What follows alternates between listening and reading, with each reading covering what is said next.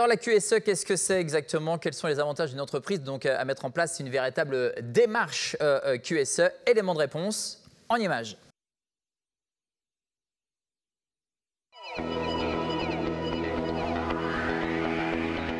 Laissez-moi vous présenter le service qualité, sécurité, santé et environnement. Le contrôle qualité est une étape incontournable dans la fabrication du produit. Il faut vérifier à tous les stades qu'il est bien conforme à ce que l'on souhaite, qu'il est fiable et qu'il peut être consommé. Les principales missions du poste de responsable qualité résument notamment au départ par être garant de la qualité des produits que l'on doit fournir à nos clients et aussi être toujours vigilant sur l'optimisation qualité-coût, notamment sur le coût matière. On est aussi les patrons, ce qu'on appelle le patron du coût matière. Voilà. On est pilier entre guillemets interservice entre les commerciaux, les clients pour traiter les réclamations, l'équipe qualité qu'il faut manager au quotidien et aussi bien sûr la maintenance avec qui on travaille sur nos outils de fabrication pour qu'ils puissent fabriquer une qualité de produit la plus régulière possible. Qui dit sécurité des personnes dit souvent EPI. Vous savez ce que ça veut dire? Ça veut dire équipement de protection individuelle. Exactement. On va vous équiper et on va voir si vous êtes beau. Et vous êtes magnifique, vous êtes stylé hein, et surtout bien protégé. Ça sert à protéger les personnes et garantir une hygiène maximale pour les produits fabriqués. Ah bah tiens Vincent, c'est justement le moment de faire une pause, tu trouves pas? C'est bien parce que c'est vous. Les employeurs sont très attentifs à la sécurité et au bien-être de leurs équipes. L'industrie française progresse en permanence pour offrir les meilleures conditions pour que les personnes se sentent bien au travail. Sympa la salle de pause? On vient de le voir, donc une démarche QSE est avant tout une démarche de prévention qui vise à améliorer la qualité de vie des salariés, donc un enjeu sociétal qui est en lien direct avec la stratégie RSE de l'organisation de l'entreprise, qui est un vrai levier de performance. Bonsoir Samuel Tanet. Bonsoir Vincent. Alors vous êtes ingénieur qualité système et environnement chez Deltador et membre du comité de reporting RSE. Et puis on va saluer aussi en duplex de Lorient Carole Kérard. Bonsoir Carole. Bonsoir. Alors vous êtes chargé d'études et structures chez Naval Group. Samuel Tanet, tout d'abord, Deltador, c'est quel type de société? C'est une société familiale, un groupe familial implanté entre Rennes et Saint-Malo. On conçoit, on fabrique en France, on commercialise également donc, des solutions pour la maison et le bâtiment connecté pour les marchés français et même internationaux. Nos objectifs finalement c'est améliorer le confort de vie et contribuer également à la transition énergétique. D'ailleurs, notre chiffre d'affaires couvre 60% à peu près, contribue en tout cas aux économies d'énergie. Et en France, on peut prétendre avoir équipé près de 5 millions de logements individuels. Alors avant de parler de la démarche RSE, j'aimerais qu'on parle tout d'abord de votre parcours. Vous venez d'où Samuel Tanet? Du Finistère. J'ai fait un bac technique d'ailleurs. On a beaucoup parlé de ce que c'était les bacs techniques. Donc moi j'ai fait un bac STI, méca. Ensuite j'étais jusqu'à Lorient, j'ai fait un DUT en gestion de production. Et puis après je suis parti à l'aventure, je suis ressorti de la Bretagne. Mais les Bretons voyagent beaucoup il paraît. Donc j'ai été jusqu'à Angers, j'ai fait un master et même jusqu'à 3. Donc en management des opérations industrielles. Et puis je suis revenu à la Bretagne parce que j'aime bien ça. Vous avez raison. Voilà, c'est très beau. Et donc, j'ai travaillé beaucoup en qualité, sur les processus, système qualité. Je travaille encore beaucoup énormément là-dessus. J'ai commencé également sur la sécurité, management de la sécurité, à travers les évaluations des risques professionnels, à travers le document unique. Et puis, un peu plus tardivement, je me suis ouvert à l'environnement, finalement. Donc, j'ai eu l'occasion d'aborder beaucoup de sujets dans cette thématique-là.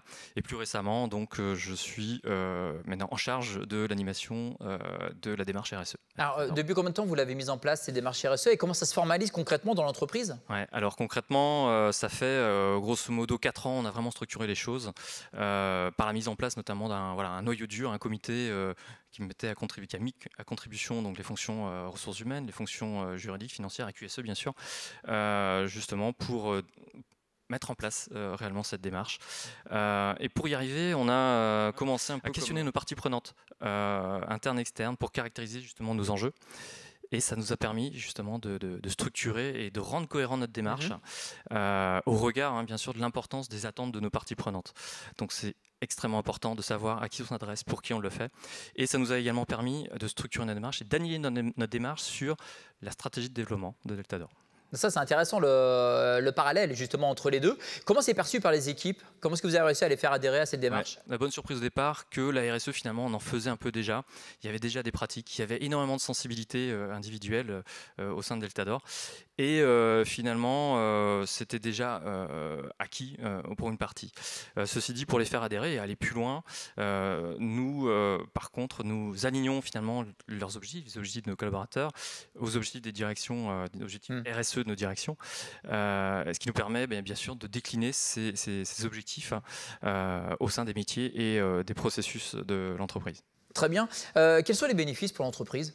Les bénéfices assez différents, divers, mais intéressants, pertinents. Moi, certains de mes collègues, mes collaborateurs viennent me voir et me questionnent finalement sur les actions qu'ils pourraient faire, déclencher pour contribuer au développement durable.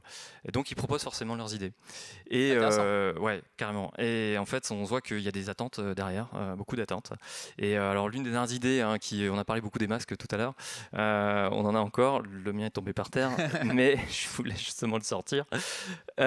C'était justement, mais pourquoi Deltador on n'a pas encore des masques qui viennent d'Ille-et-Vilaine justement, et notamment pour améliorer aussi notre empreinte carbone. Donc ça c'est aussi signe que finalement il y a des sensibilités. L'action était déjà en partie engagée, mais ça nous a permis en tout cas de le concrétiser.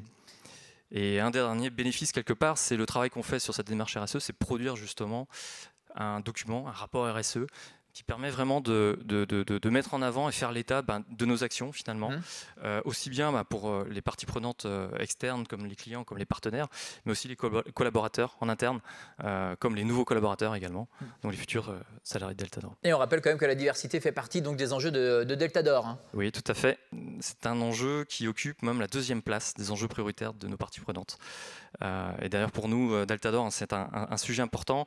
Il s'agit notamment de prévenir l'ensemble des formes de discrimination, et on le fait notamment en sensibilisant nos collaborateurs sur des sujets comme le handicap ou encore l'égalité homme-femme. Et nous avons un très bel exemple de diversité, de mixité des métiers avec Naval Group.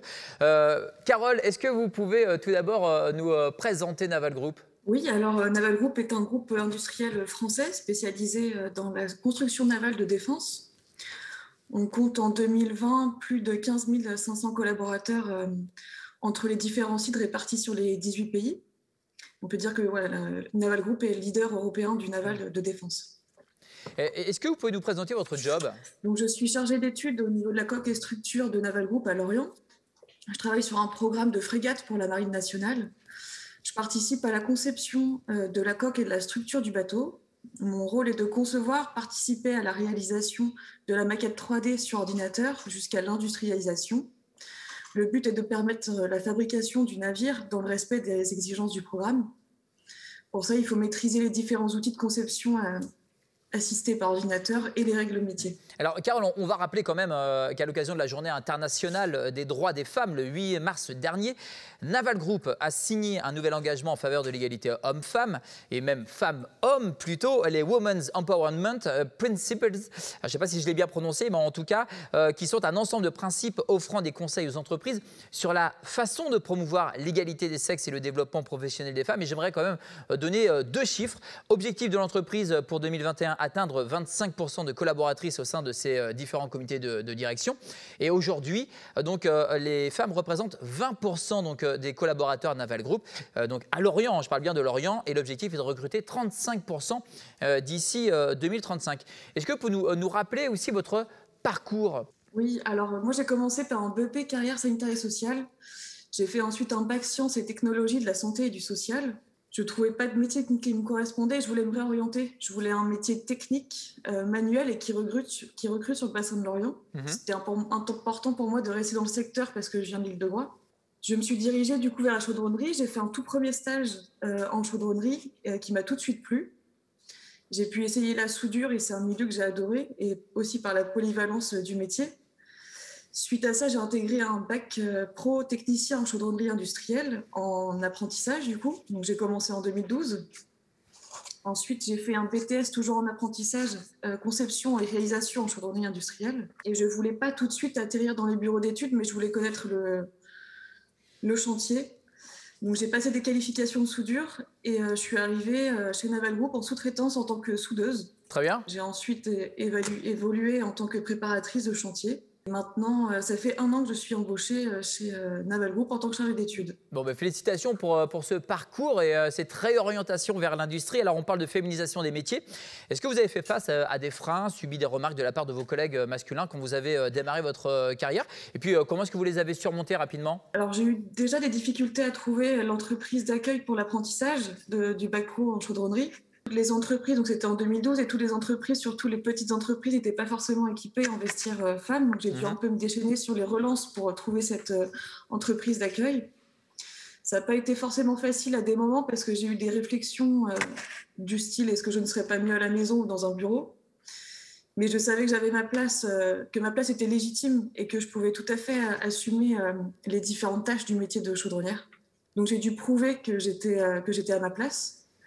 Et j'évolue maintenant en bureau d'études et c'est une ambiance très bienveillante. Très bien. En tout cas, vous avez fait preuve en tout cas d'un caractère très fort. Vous avez réussi à surmonter ces freins. C'est aussi en montrant que vous êtes légitime, que vous avez ce savoir-faire, ces compétences-là que vous avez réussi. C'est ça. Et est-ce que, selon vous, la féminisation apporte un plus dans une entreprise industrielle? Je pense que oui. Je pense que la féminisation apporte des qualités complémentaires au niveau technique et au niveau relationnel. À la production, on a tendance à dire que les femmes apportent plus de minutie et de dextérité. Et sinon, l'ambiance, je pense, s'apaise et s'harmonise en général dans les équipes. Totalement, ouais. La diversité, la complémentarité, bien sûr. Ouais. Est-ce que le groupe recrute? Naval Group recrute. Donc, très bien. Surtout à la production. Ouais. Est-ce que des personnes en reconversion peuvent vous intéresser? Oui, tout à fait. Il y a même des formations du coup en interne à Naval Group. Après, au niveau du site Naval Group, c'est très bien expliqué et aiguillé. J'ai une dernière question pour vous, Carole. Qu'est-ce que vous pourriez dire aux jeunes femmes qui nous regardent en ce moment, qui souhaitent travailler dans l'industrie, mais qui hésitent à sauter le pas, à se lancer dans l'aventure? Je voudrais déjà rappeler que travailler dans l'industrie, ça ne signifie pas forcément qu'il est nécessaire d'avoir une grande forme physique et une grande force. Et qu'il ne s'agit pas uniquement de manipuler des charges lourdes. L'image de ces métiers est en train d'évoluer et on peut tout à fait s'y projeter. Il faut oser et ne pas se mettre de barrières ou de limites. Nous avons toute notre place, je pense, et les compétences pour assumer les métiers dans l'industrie. Alors Pierre Even, un responsable attractivité et relations école à Naval Group, que vous connaissez peut-être, l'a rappelé dans le quotidien régional le Télégramme. Il n'y a pas de sexe dans les métiers, il faut le démystifier. Carole, félicitations pour votre parcours, vous ne manquez pas de caractère et il en faut. Merci à vous d'avoir accepté notre invitation. Merci. La QSE, la RSE, c'est aussi l'affaire de toutes et tous, on le rappelle. Merci beaucoup à tous les deux. Merci Samuel d'être venu sur ce plateau du Grand Live de l'Industrie. Bravo pour vos parcours à tous les deux.